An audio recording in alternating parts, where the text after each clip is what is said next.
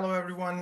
My name is Himan Namdari. Unfortunately, due to this new glitch in the airport lines, I couldn't reach out to the conference, but I wanted to have a remote presentation. So if you are interested, this work is done by me, Himan Namdari, Dr. Radvin Askari, and Dr. Zakavat.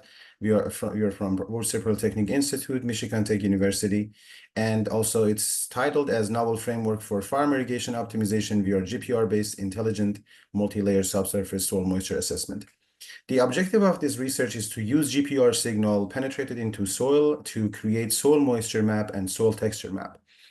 To bring up the motivation of this work is that climate change has reduced the water table resources, and we have a significant reduction in available water for farming, and soil moisture and texture can help to optimize these irrigation methods.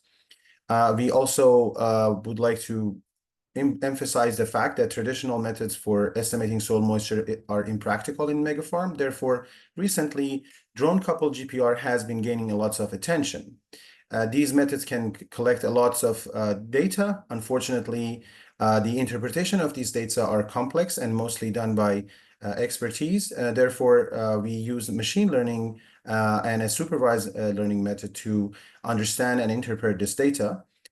Collecting data using the air-coupled GPR does not provide the label. Therefore, there's a need to design and create a sort of like an emulator to create a synthetic GPR data, which we use. GPR Max is one of the main open source software that will be used for generating this type of data.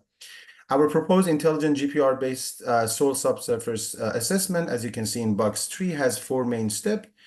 We create the synthetic data. We then pre-process the data and calibrate it and evaluate it with real data to make sure that the data is realistic.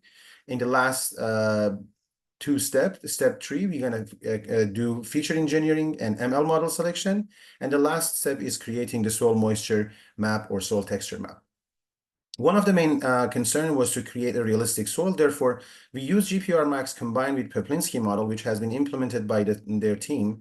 And Peplinski model basically considers the texture, so clay percentage and sand percentage, the hydraulic model, so moisture distribution, and also the layer profile, which is we use the horizon model. And at the same time, we consider the bulk density of type of soil that all can be controlled by a Peplinski model. You can see the result of one generated soil model in box number 4. And also, you can also see that we do have the receive signal with 3 main reflections. These reflections are due to the different boundaries in soil. And each boundary combining these component will have a specific value called permittivity, which basically shows the capability of soil to absorb the electrical energy.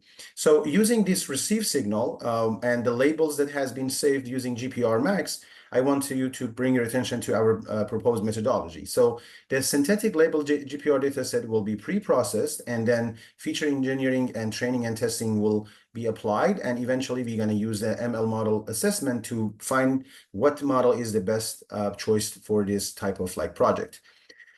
In box 6, you see the synthetic data generation setup and parameters. Our model is soil with dimension of 1.5, 1.5, and 3.8 for its height, for depth, and also the thickness of the soil. And we have a Ricker waveform as our waveform signal with 825 megahertz for our frequency.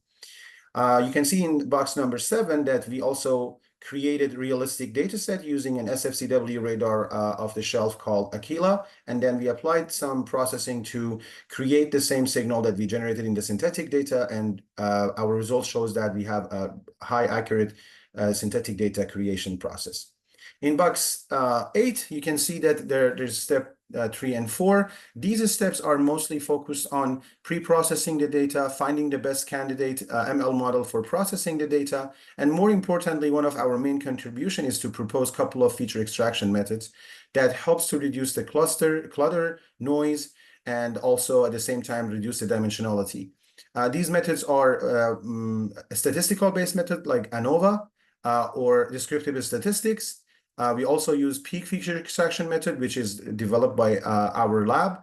And we compared our result by PCA feature extraction with two components, while we also compared all the feature extraction set with the raw data set. And box 4 or step 4 shows that the feature set has been used to train the candidate ML model, which in our case is a random forest, and you compare the result together. You can see here that in the result section, in this plot on the left, we did an experiment to see the impact of moisture level, which is one of the dominant factors for changing the permittivity, and come up with an idea of how much this will impact our prediction for predicting clay percentage, sand percentage, bulk density, and particle density. This plot on the right shows that we trained the model using neural network and random forest, which were our candidate, using different set, including the raw data set. And the result shows that the peak feature extraction method has the lowest RMSE both for training and testing. And at the same time, it also provides the least amount of time for training, which is more efficient in case of real-time training. In this table, you will see the reduction of the dimensionality of the data. As you can see, our raw GPR data has almost 8,000 variables. It's a time domain signal that we call A-scan in GPR environment. And you can see the reduction is almost up to 99% in many cases. And this is going to reduce the complexity and training time a lot. The table in the middle is showing you actually the one of the samples of the test scenario, and overall for moisture, we had up to 1.3% error, and for kind of like predicting depth, we had 1.3 centimeters as an error, in fact.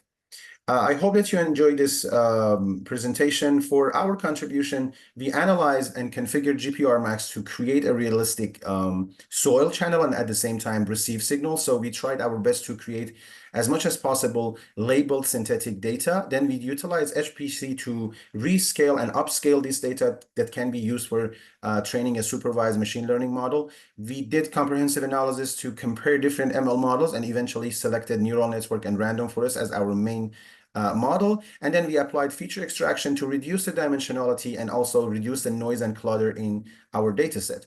Optimizing ML model and parameters has been done to find the best model for performance analysis, and also we achieve a high accuracy for predicting soil moisture and texture, and at the same time the depths of the soil. I hope that you enjoyed this session. Sorry that I made it as short as possible, and the reason was to take at least of time to present this. If you would like to get to know me, there's some barcode in the right side of the paper that can lead you to my LinkedIn or our lab website. Thank you so much, and I wish you a lovely day. Thank you.